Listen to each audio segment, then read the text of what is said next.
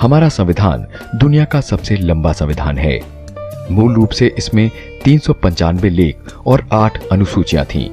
1950 के बाद कुछ आर्टिकल हटा दिए गए हैं, लेकिन संशोधनों के माध्यम से कई नए आर्टिकल जोड़े भी गए हैं। हमारा संविधान कठोर भी है और लचीला भी। संविधान का कठोर या लचीला होना संशोधन की प्रकृति पर निर्भर करता है। यदि संवैधानिक कानूनों और सामान्य कानूनों में अलग अलग तरीकों से संशोधन किया जाता है तो ये एक कठोर संविधान है। इसके विपरीत एक लचीले संविधान में संवैधानिक कानूनों और सामान्य कानूनों में उसी तरह संशोधन किया जाता है। भारत में सरकार का संसदीय स्वरूप है। निचले सदन यानी लोकसभा में बहुमत वाली पार्टी सरकार बनाती है। परिषद के मंत्री लोकसभा के प्रति उत्तरदायी होते हैं। राष्ट्रपति कार्यकारी प्रमुख होता है। हालांकि भारत का संविधान विस्तृत है, लेकिन कुछ महत्वपूर्ण मुद्दों पर मौन भी है। ऐसे मौकों पर स्थापित संसदीय रवायतों या परिपाटी पर निर्भर रहना पड़ता है। भारत एक महासंघ है। इसके तत्व भारतीय संविधान में मौजूद हैं।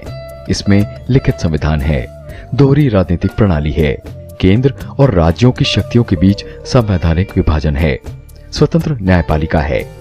ये सभी प्रावधान भारत को एक महासंघ बनाते हैं। मौलिक अधिकारों की गारंटी हमारे संविधान द्वारा नागरिकों को दी गई है। इन्हें संविधान के पार्ट 3 में शामिल किया गया है। ये अधिकार व्यक्ति के नैतिक और आध्यात्मिक विकास के लिए बुनियाद प्रदान करते हैं। इन अधिकारों को आसानी से समाप्त नहीं किया जा सकता। संविधान में 6 मौलिक अधिकार हैं।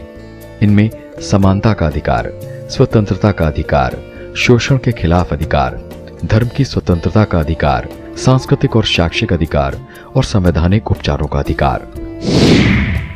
राज्य नीति के निर्देशक सिद्धांत यानी directive principles of state policy. ये सिद्धांत संविधान के भाग 4 में दिए गए हैं। इन्हें लागू करना सरकार का कर्तव्य है। हमारे संविधान में मूल रूप से 20 सिद्धांत थे। 42वें संशोधन अधिनियम 1976 द्वारा 3 और जोड़े गए। आज कुल मिलाकर 23 सिद्धांत हैं। भारत में न्यायपालिका स्वतंत्र और निष्पक्ष है। शीर्ष पर सर्वोच्च न्यायालय है। इसके मध्य में उच्च न्यायालय और फिर निचली अदालतें हैं।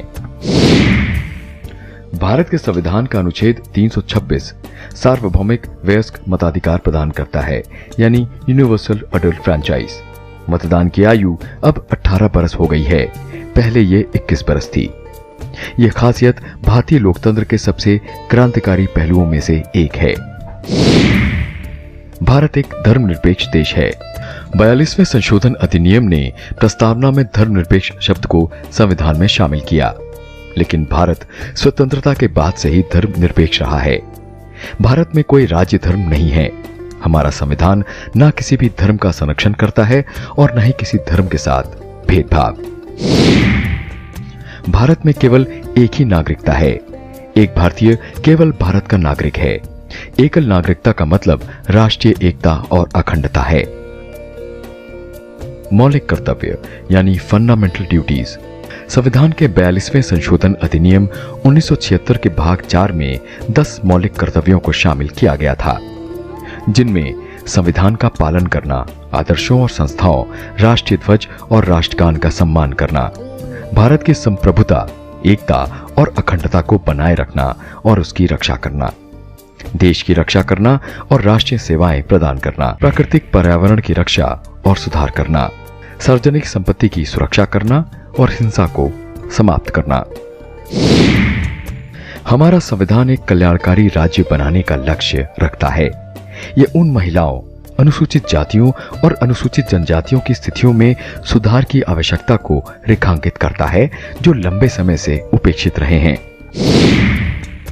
हमारे संविधान में लोकतांत्रिक मूल्यों पर जोर दिया गया है और इन मूल्यों को साकार करने के लिए कई लोकतांत्रिक संस्थानों की स्थापना भी की गई है। केंद्र, राज्य और स्थानीय स्वशासी निकाय लोकतांत्रिक सिद्धांतों का पालन करते हैं और ग्राम पंचायतों से संसद तक के सभी चुनाव लोकतांत्रिक तरीकों से होते हैं। और आइए अब देखते हैं कि भारतीय संविधान के प्रमुख स्रोत क्या रहे हैं। पहला, भारत सरकार अधिनियम 1935 यानी गवर्नमेंट ऑफ इंडिया एक्ट 1935। इससे हमने संघीय योजना, आपातकालीन प्रावधान, लोक सेवा आयोग, राज्यपाल की संस्था और न्यायपालिका की अवधारणा ली। ब्रिटिश संविधान से हमने सरकार का संसदीय स्वरूप, विधायी अध्यक्ष की संस्था और उनकी भूमिका, विधि द्वारा स्थापित प्रक्रिया, कानून का सर्वोच्च होना, एकल नागरिकता का सिद्धांत।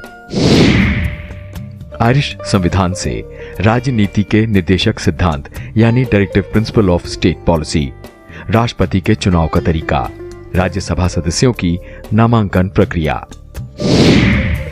फ्रांसीसी संविधान से प्रियम्बल में स्वतंत्रता, समानता और बंधुत्व के आदर्श।